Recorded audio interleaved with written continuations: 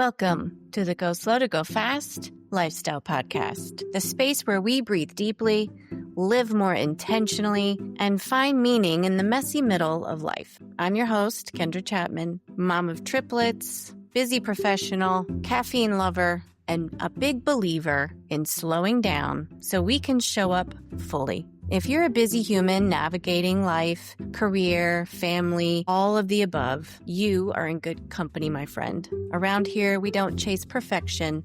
We build rhythms that support peace, clarity, and as I like to say, hygge, because that's my word for the year.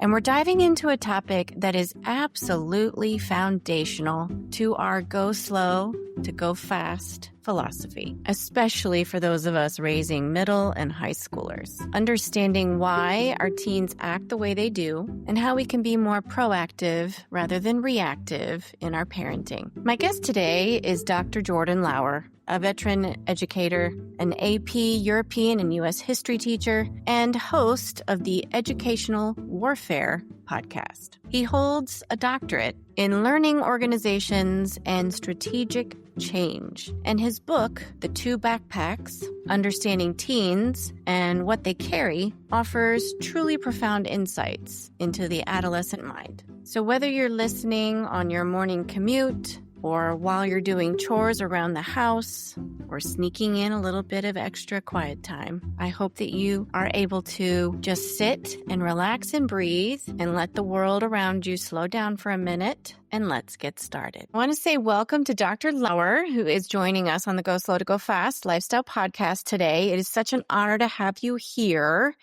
Before we get started, I want to check in with you about how you're going slow to go fast these days. Well, first, I want to thank you for having me. I really appreciate it, and it's really cool to be on with you. So what I've been doing is, I have 3 kids in multiple sports and school. I have a 17-year-old, a 15-year-old, and a 12-year-old. So I've been really trying to be present in the hectic moments of like trying to get them everywhere instead of seeing it as a burden. Mm-hmm. Making sure, because I know that time will be gone. Like right now, with everything we have to do on our own, it's really easy to see it as kind of, an extra thing you have to do.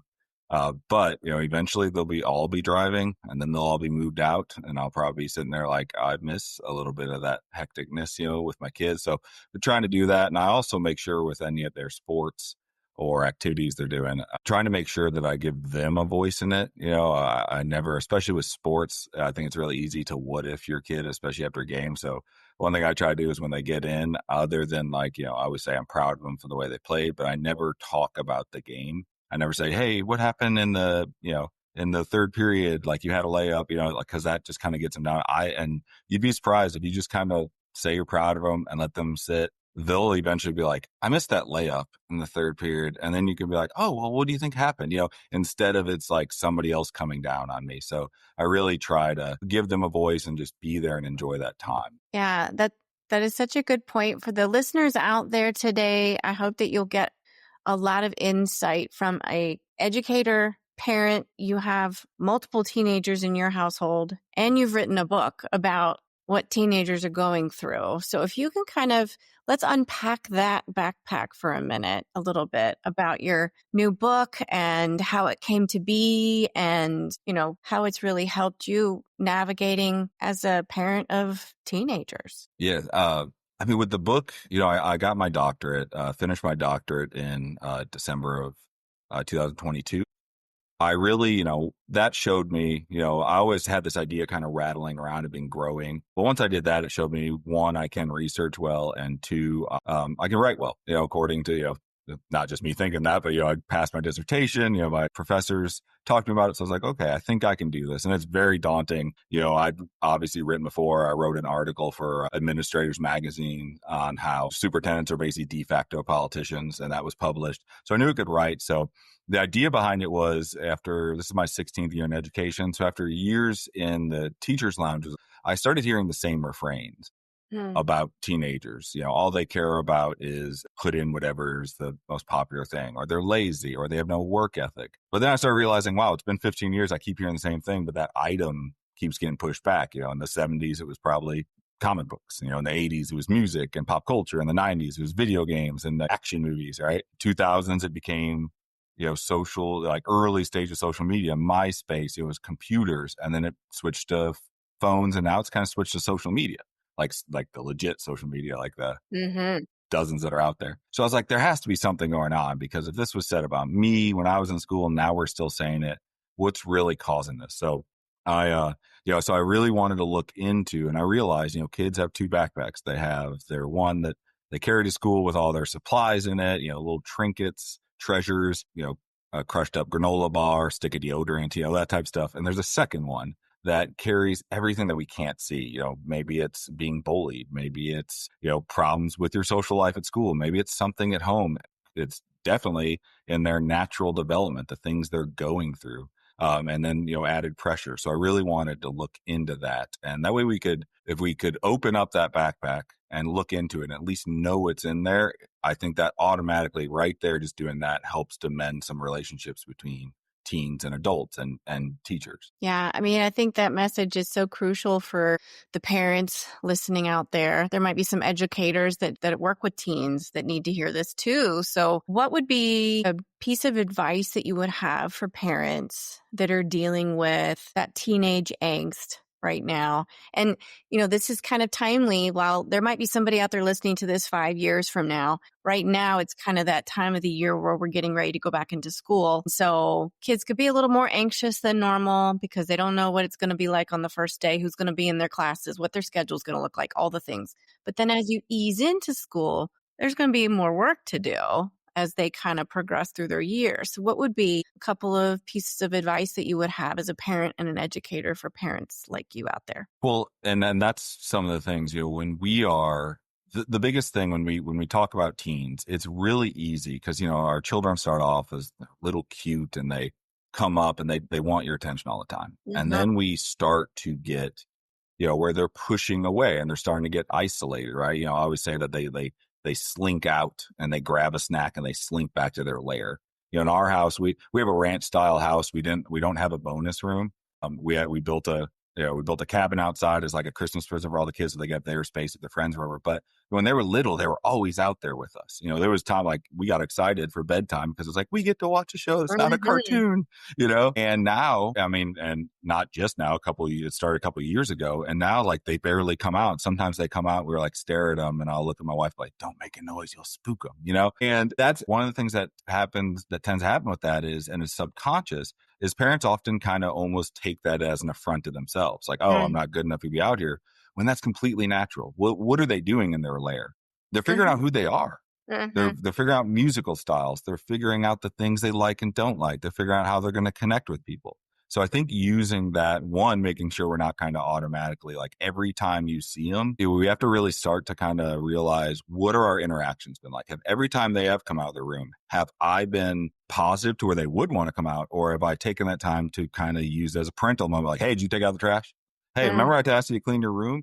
So with the limited interaction, you have to start to realize how many of my interactions are being positive with my own child. And then you're going to add what you refer to going back to school. You're going to add that angst of a lot of changes. Their pure life is the most important thing to them because they're trying to figure out, again, who they are. You've instilled, and if you're a parent, a teacher, I have no doubt you've done a great job putting the values that are going to be the core of that. But they have to now branch off from that. And, so it's easy to realize, your kid may snap at you these next couple of days.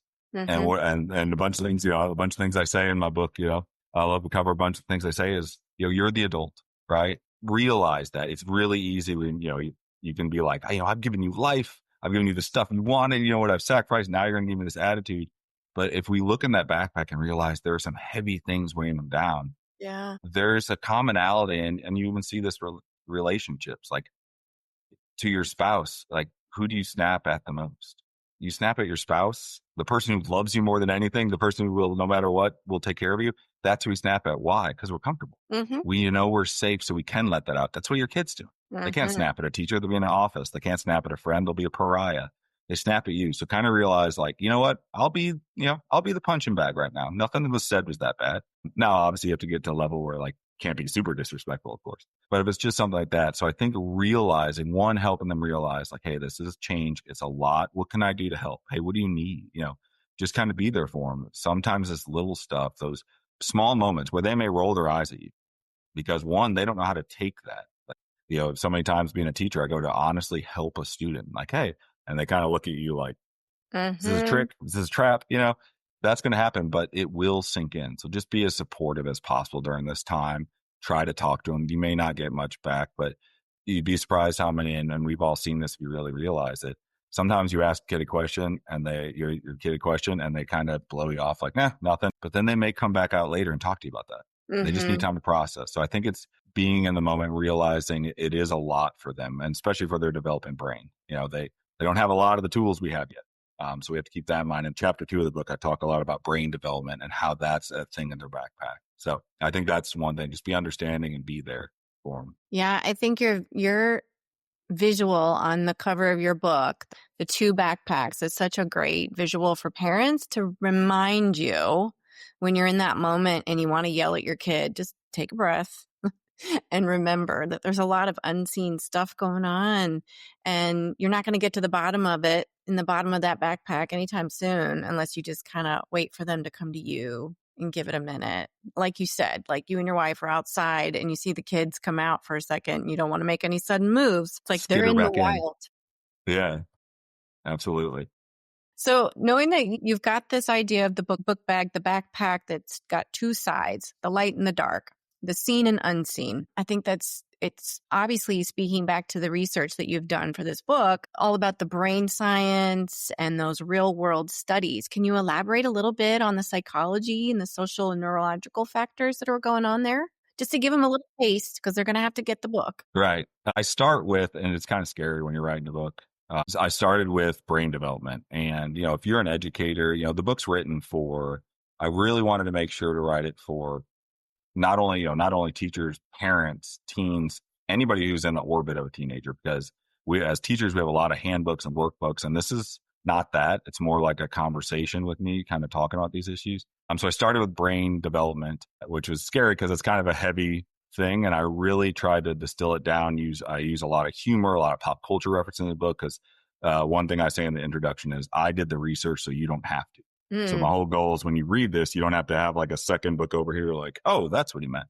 Right. So don't be afraid if you pick up the book that the first ones, I even tried to make the second chapter, that the title kind of interesting. It's called "I'm Built Different, Bruh," the teenage brain. Because then that's what it is, and that's what we're really understanding is brain imaging since the 90s has really picked up. And one thing we know for sure is that teens' frontal lobe, their prefrontal cortex, PFC, is not as developed, right? It's actually thicker. When you get into brain research, you think like, whoa, isn't thicker good? Well, our brain actually thins out, right? So we realize as your brain's developing, it realizes there are certain things it doesn't need. So it's called pruning. It prunes those pathways, right?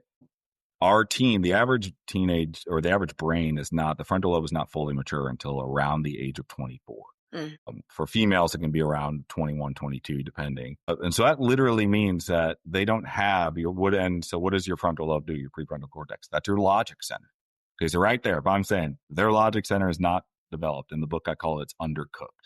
Okay? It's cooking. If we assume, and it's really the trap I think a lot of teachers and adults get into is once kids leave that little cute child look. My 17-year-old has had a mustache or some form of beard since he was 14. Right. So it's really easy to look at him, and he's big. My 12-year-old's 5'10" and a half at 12. My 17-year-old's 5'10". So it's easy when they walk in to be like, those are grown-ups. They're not. They don't have that. One, they don't have the history we have. Two, they don't have that logic center. So if they don't have a lot, and anybody out there, I am not saying your kid can't think. It doesn't mean no logic center. It doesn't mean they're like, just out there like, what? But what it means is, what we normally do when we assess the situation, we always most of our thoughts start in our amygdala, which is in the very center of your brain. So if you did like a hand model of your brain, like this is your prefrontal cortex, and I put this in the book, it's a prefrontal cortex. You open up, that's your amygdala. It's in the center, right? So we start there. And then when you have a thought, it bounces to your prefrontal cortex. And that's when we apply all of our history, our logic. Well, if you don't have much there, right? If it's not as developed, it bounces back. And for anybody who doesn't know, your amygdala is your fight or flight response. So right now, just by simply knowing that they don't have a fully formed logic center, that's why your child or your student reacts emotionally to situations where you're like, what just happened? Why Yeah. did you like slam your door? Or, I always love the teenage girl, like that noise. Hmm. Why'd they do that? Because they are now going back from their emotion center. Yeah. And that's, you see this in males, the amount of physical altercations that happen between males from 18 to after 24, it drops precipitously Hmm. because we just don't get that mad anymore because now we can think. Right. And so by understanding that simple fact, I think really helps us that like, this is not another adult you're dealing with. If I have a coworker who just is rude to me and is making those noise, I get upset because I'm like, hey, I'm not coming at you in a certain way. I don't know why we can't just have a conversation. But if it's a teen, they're simply lacking those tools. And I think that's important to understand. Yeah. I mean, there's a reason why insurance companies have like the car insurance go down after a certain age because Yeah. they know the science too. So it's good for us as parents of teenagers to have a little bit that, in our back pocket. So we kind of know what's going on. Now, it doesn't mean we're going to make the right choice every time. No, absolutely not. So we have to Absolutely give not. ourselves a little grace as a parent because, 18-year-olds, 19-year-olds, 20-year-olds, I mean, it's going to go until they're 24 if you have boys. Right. You've just, it means once they're out of the house, maybe in college or working, it still means that they're still growing and cooking up there. Yeah, Yes, that's a and good it's really reminder. important to understand that. And, and then you talked about some of the things, not only some of those personal interactions, but if you're sitting there like, why is my student or why is my child the impulsivity? Yeah. That's it. They don't have, I was, again, I have a ranch style house. I was blowing off the roof just to get all the stuff. I lived around a bunch of trees. And so my roof is not that high from the ground. And I was like, oh, I don't want to get from the ladder. And I was like, I could probably jump down. And then part of my logic center said, no, you can't. You jumped off. Remember all the stuff you jumped off and you thought you broke your ankles? Yeah, this is going to be worse. And you're old now. So please don't do Yeah. that. We're kids, our students, our kids don't have that. They're like, it's not that far. And they jump because they don't have that experience with that logic to think about it. And males especially have, the invincibility thing. One of the studies I looked at said that if you laid out, they took adolescent males, teen males, and they basically gave them all of this data of like, hey, if you drive reckless, this can happen, this can happen. And then they gave them a scenario and said, hey, this guy's driving this fast. It just rained and there's loose gravel. What do you think would happen if he doesn't slow down? And every single one said, oh, he's going to wreck and he could get hurt. He needs to slow down. Then they asked them almost immediately, if you were driving, what would happen? They're like, oh, I wouldn't wreck. Huh? They literally can't see themselves getting in the same situation they just clearly explained. So that's why you have teenage boys do crazy things. And so that's just part of that brain science. It's important to understand. Yeah, that's a huge aha for me because while my kids might be book smart, it doesn't mean that they're street smart and they're not going to get because they don't have the life experience that we have. You know, they're not going to be able to do that. They're not going to be able to connect point A to point B. It's just not going to happen. So we have to give them Yes. a little grace, but still keep trying. Yes. And I even said in the book, you're going to screw. I was like, I lay out some strategies to do in there, some ways to walk through it. I give a lot of 2 different, dialogue samples to where it's like, if you try it like this, look what it'll look like. If you look like this, just to kind of give those. And then I say, you could do all this and you'll still get a door slammed in your face because we just don't know. But it's better than doing the same thing we've been doing where they slam the door and then you're screaming through the door. Let's try to change some of those things. Yeah. And by better understanding. Mm-hmm. And you bring up a good point. Like when that door slams and you feel like you've failed as a parent, whether you've tried Dr. Lauer's book scenario or your old method. Okay, let's say you get the book and you've tried a process and then you get the door slammed. Just know that there's going to be the next time. Your next conversation is when you can have a try again moment. And so from your perspective, what would be some like primary reasons why middle and high schoolers act the way they do or feel the way they do and it baffles parents? Part of it goes back to the brain science. But what are some other things that are probably going on? Well, some of the other things I talk about in chapter 4, I talk about emotions. And just like, what are those? Where are they coming from? And I have them. Chapter 5, I talk about anger, and like what anger is. And, anger is one of our oldest, it's one of those 6 primal emotions that we have. And it is really important. And anger, I mentioned in the book, I make this connection that anger is a lot like alcohol. It is alcohol and anger. They're neither good nor bad. It's the way they're used. Like your anger, like anger can be quite justified and very important because it helps us set boundaries. If somebody's doing something to you and you get a little angry, they know, oh, I can't do that. That's a really important thing for boundaries. But it can also be used toxically or too much. And that's just like alcohol, right? Like a bottle of whatever is sitting on a shelf isn't going to fly off and whack somebody's head. You have to drink it, and then you have to, however you're feeling is what it happens. So we have to start looking like, we have to start understanding that it is a natural thing, and it's how you use that in that moment. And so some of the things I talk about anger, but then there's, those are just kind of the science, the biology parts of us, but there are exterior factors that are causing this. I talk about social media. We are living in the social media age, and our kids have been just kind of thrown into it, right? And we are unsure of its long-term effects. We are unsure as parents of how do we monitor all of this without constantly that's our only job we're doing. But so on social media, one thing I found in the research is that kids have these dual personas. They have to have a social media persona, and then they have to have an in-person persona. And those are often very different. I tell the story in the book about I was at the mall with a group of students because our school took them out. It was like a reward, like, hey, you can go Christmas shop. We'll take you to the mall. We get the food court. You can get some Christmas shopping dinner for your families. So I'm like sitting there just kind of, looking around, making sure my students aren't doing anything bad, but, kind of staying back. And I was watching, there's a young girl down she was sitting behind this little plant atrium, and she just had her head on the table and her arm out, and she was like scrolling through her phone. She just looked super sad. And then all of a sudden, so I'm just sitting there, I'm like, people watching, I see this girl looking sad, like, man, she looks depressed. I keep looking around, and then I see her move, and all of a sudden she pops up, angles to get the plants behind her, and then puts on the most radiant smile, and then lays back down sad. And I kind of like was making a face, and a student walked by, and they're like, Dr. Hall, what are you looking at? I was like, I just saw that girl go through like sad to super happy to sad. Ends up like later in the day, one of my students comes up to me and was like, hey, I went and talked to her.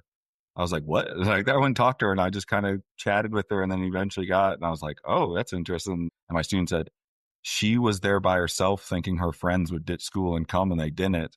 So she took that photo to show how like such a good time she was having, even though she was sad that she was kind of like, one, she ditched school, so she did something wrong, but two, her friends didn't show up and she was alone. She posted an online persona of these pretty plants behind her looking all happy, like, look how, I'm happy, I'm having a good time, I don't need anyone. And that's like, social media makes them do that. So if you're wondering why you're all of a sudden your daughter won't wear any of the clothes you buy for them, even though before it was like you could buy these clothes, they'd be like, yay, and now all of a sudden they have a very specific style, or your son starts liking certain types of music. That's that pressure. So they're constantly dealing with that, like this pure acceptance thing. Again, that goes back to some of the crazy behavior things they do, because they will do things they know are wrong to get pure acceptance, even if it means that they know they'll get in trouble from us, because they're trying to get closer to their peers.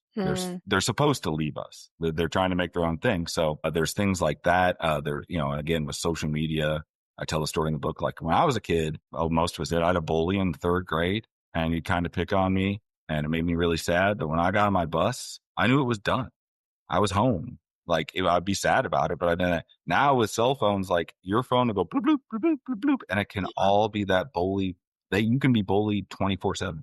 And that's really hard to deal with. Yeah. Think how if we have a kind of an aggressive boss, think how much it follows us home and like how much it weighs on us. Now imagine if that boss was like emailing you just like straight up degrading.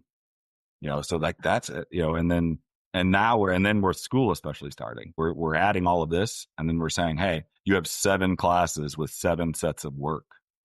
And it's going to keep going. It's a lot, and sometimes you say it's a lot, and it's easy for adults to be like, well, I have a lot too. Yes, you do. You also have the fully formed frontal cortex to deal with it, so us adults go through a lot. We have a lot of stressors. We have a lot of pressure on us. We also have the tools to be able to work with it. And frankly, a lot of adults, even with those tools, still struggle. So imagine being a teenager without some of those tools.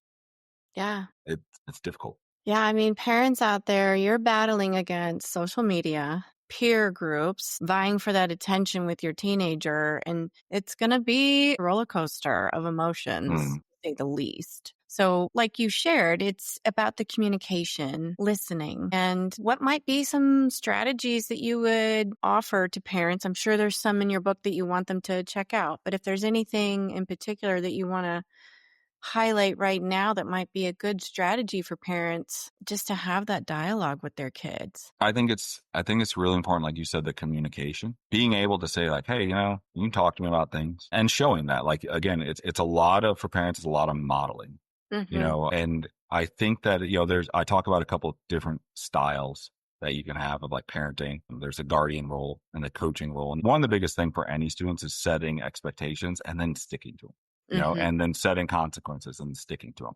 Science has shown that as much as kids fight against that, they love structure. The brain loves structure. It needs it, right? So it's the same thing. If you're going to say, hey, I expect this, I want this done, but then it's also setting reasonable ones, right? So I think with the way everything they're dealing with and everything going on, one thing that teenagers tend to strive for the most is time management. Not the time management we think of, or like, I'm going to do this and this and be very organized. It is, they don't have really anything that's theirs. Like everything is like, you got to go to school here. Here's what we're doing this weekend as your family. So that's why often when you ask them to do something, they wait to the last minute. So instead of saying clean your room, and then you kind of decide arbitrarily without them knowing when that should be done, you're kind of setting yourself up for a trap.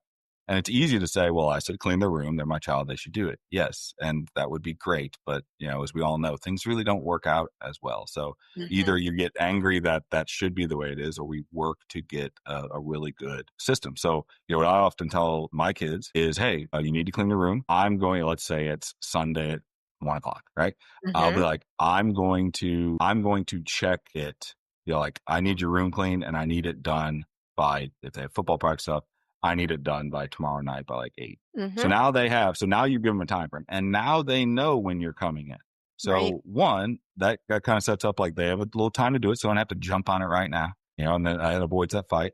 And you could also remind them, the next day, like, hey, remember we talked about cleaning your room, need it done by 8. And then if they don't do it, now you can sit down and have a really reasonable adult conversation that sets them up for future success. Hey, I asked you to do this. I asked reasonably. You agreed, and you still didn't get it done in time. Yeah. What do you think should happen? And a lot of times they will fill out the thing like, I should probably be punished. And I'm like, okay, what do you think's fair? And you can even ask them, what do you think's fair? And they're like, and they'll give you like, I should probably give you my phone. I'm like, that's a good idea. And now they're processing there instead of, why isn't your room clean? I don't want to clean my room. And you're having an argument. Nothing's really getting done. Okay.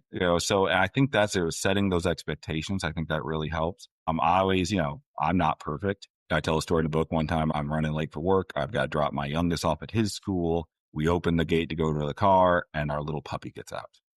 And she thinks it's a game to be chased. And she's little, she's this big. So she's like just nobody can catch her. And my youngest is trying to get her. I'm yelling. We finally get her. I'm mad.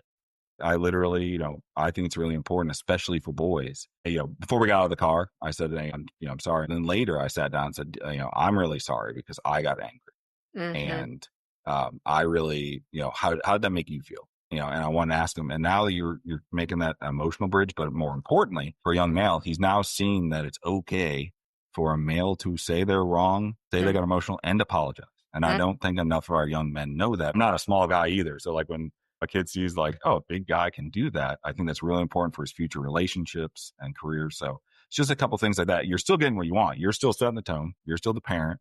But it's avoiding those conflicts. It's the same thing any good boss would do. You set clear expectations, you set clear deadlines and consequences. Yeah. I think that structure helps their brain really work through some of that stuff. And you brought up some good strategies for parents to consider because, like you said, you're still the parent, you're still setting the expectation, but if you allow a certain timeline to be shared to your child for when you want it to get done, then that gives them some choice of how that looks. And so that's a nice give and take. It's a good compromise. It also works really well if you have any children with ADHD.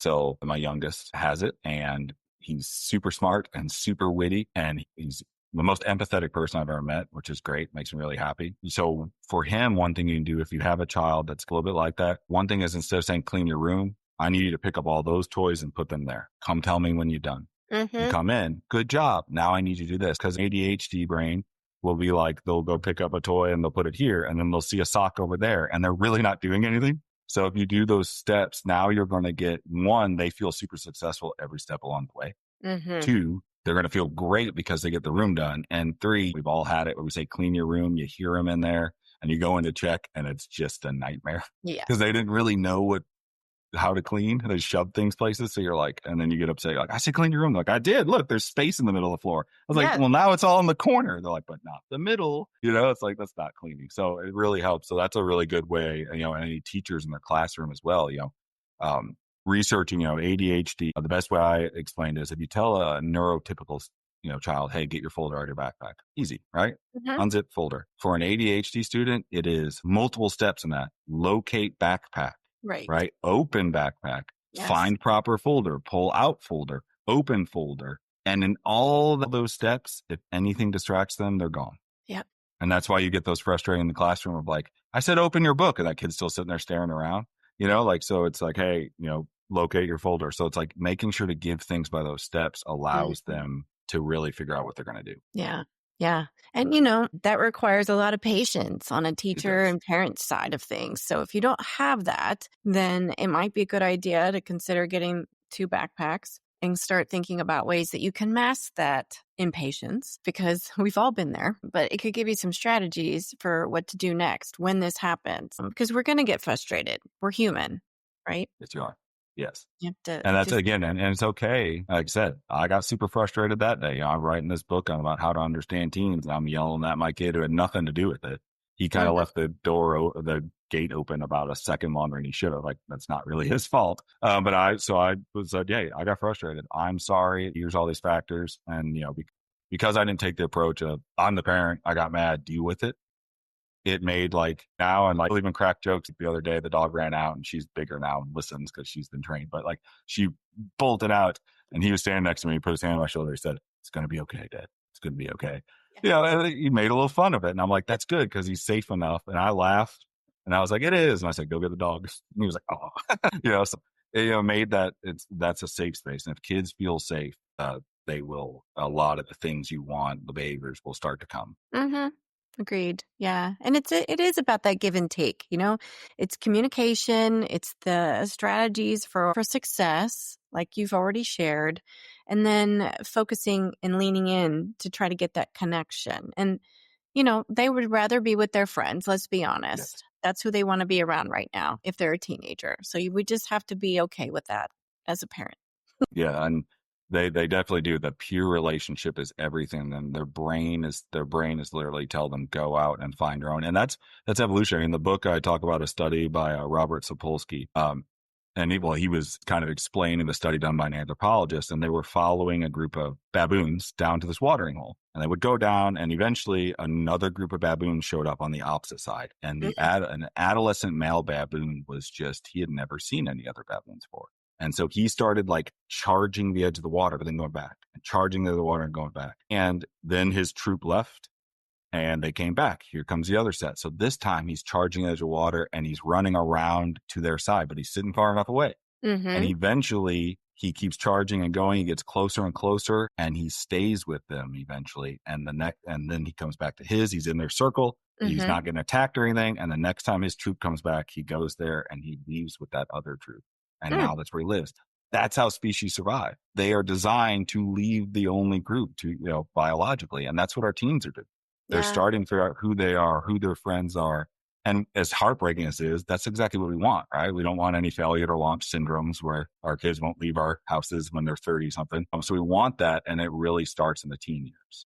So peers, there's chapter 7 is called The Importance of Peers. And it goes really deep into that and all the thinking and some ways you can kind of process it a little bit and just kind of understand and guide them. That doesn't mean just let them go out. We still want them within a peer group that matches our values.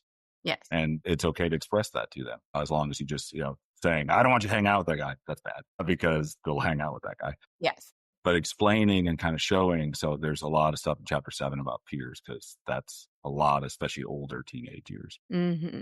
Yeah. And as a mom of almost 11-year-olds, it's a good reminder because my husband and I are in that phase right now where we're excited when they go to bed because we actually have a little bit of time to ourselves, but we know that we're going to miss it later when they don't want to be with us. So it's definitely good that you're showing that side of teenagedom and a parent living it as navigating those teenage years. And I know it's coming. So thinking about you as a veteran educator and understanding the classroom and what that looks like, and also the parenting side, what would be some ways that parents can be more proactive to partner up with their school to help their teen as the year gets started, as they get into the next school year? I think with that, one of the most important things is be involved and help your child be involved.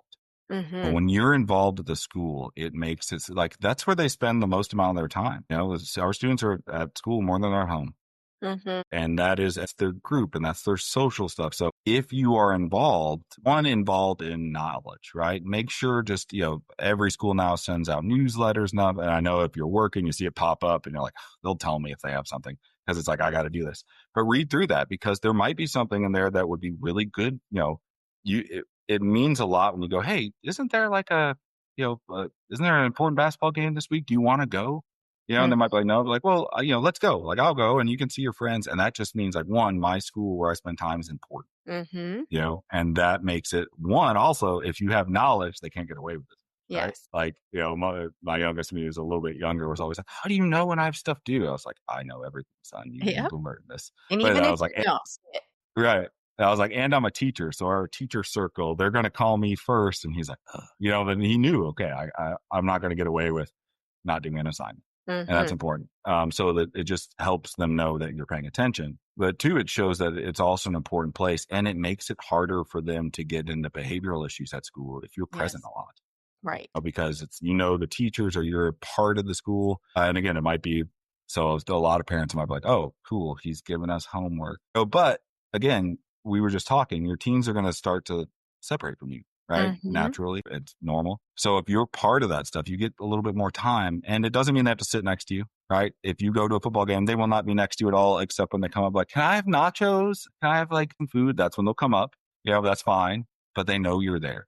And that means that stuff that's important. If they're in anything, try to go to everything you can. When I got my doctorate, they were a little younger. And I told my wife, hey, it's going to be a little difficult, but I was like, I'm not unless I had to for like a class, you have to be there. I was like, I'm not missing anything because it's easy for adults to be like, what I'm doing is important, but they don't understand that as much. My kids, if I would have never been around or been like typing and missed stuff, they would have been like, oh, he got his doctorate and they would have been at graduation happy, but they really don't understand it until they're older. Right. And we don't ever want our kids to be kind of like questioning us. And then when they hit 25, like, oh, I get it now. That means you had 10 years of like tension. Wondering. Yeah. Yeah. So I just stayed up really late and didn't sleep. My kids now, when they're 25, they're going to go, I'm trying to get my master's and that's hard. And dad got a doctorate and he didn't miss anything. And that's like, that really cements that, and it shows them the importance to be there for their kids. Right. Which that's what we all want. We want them all to be better people and better parents and more successful than us. Right.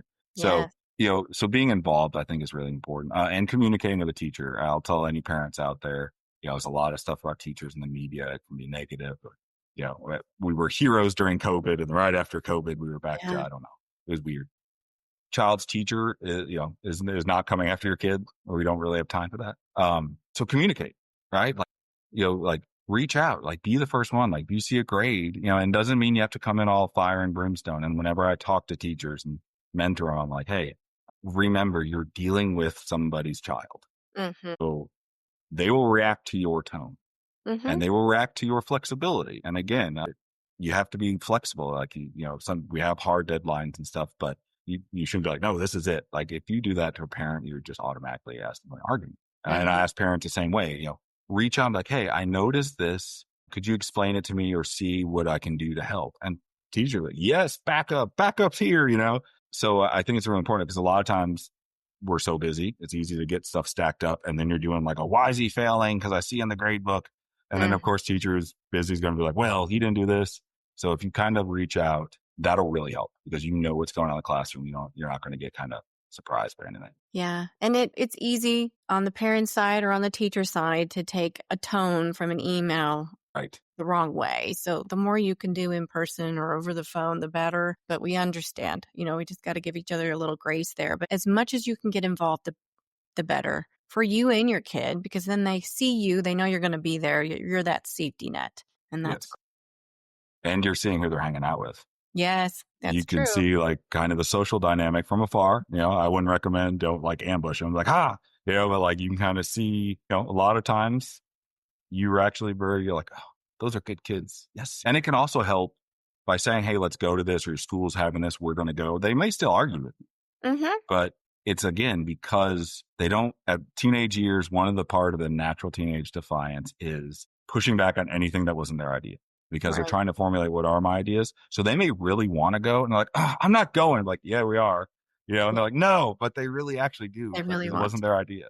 Yeah. So just kind of say, hey, we're doing this again. And that comes from one thing I found out with my oldest. He's not a good planner, but he mentally likes to know things. And we were kind of doing like, hey, let's get in the car and go someplace. And he was having a lot of, he doesn't mind going anywhere. He just didn't like that. He thought he had his day planned out.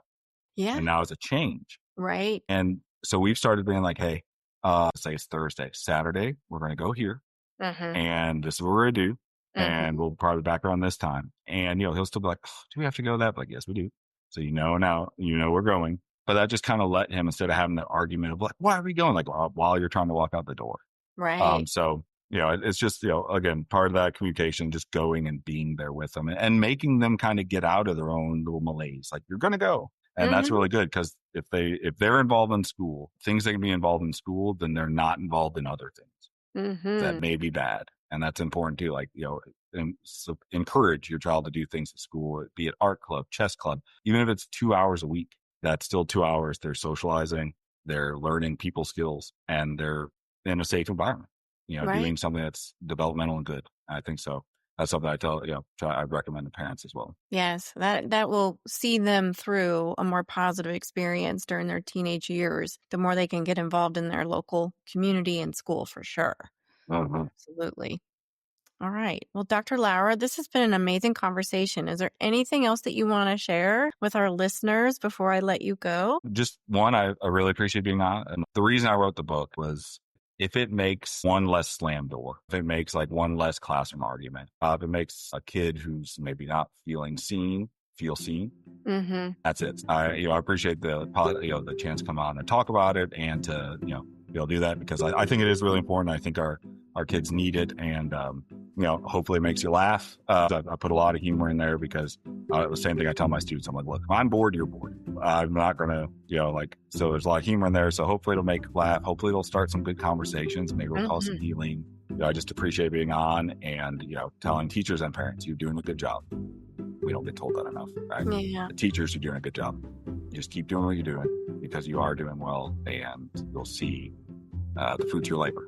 So just keep on persevering, because we all got this. That's right. We need to hear more of that, like Dr. Lauer said. And this book is so needed in the world. So I'm truly grateful that you've written this and put it out there, because there's so many parents that are going to get so many good strategies from just reading the book and trying it out. And again, just reminding you, give yourself some grace. It may not go well the first time or the second time, but keep trying, because the third time might surprise you. Absolutely. Yeah. Absolutely. Well, thank you. I really, again, appreciate you being here.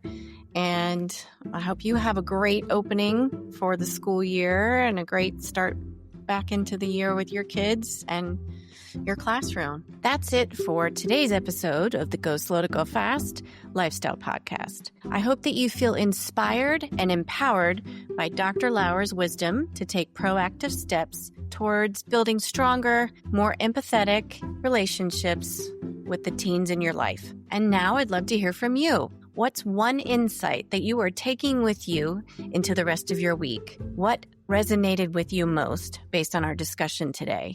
And what's one proactive step that you're going to try this week as you interact with the teens in your life? Let's keep the conversation going. I'd love to hear from you. And you can find all of my information and Dr. Lauer's information in the show notes if you want to reach out and connect.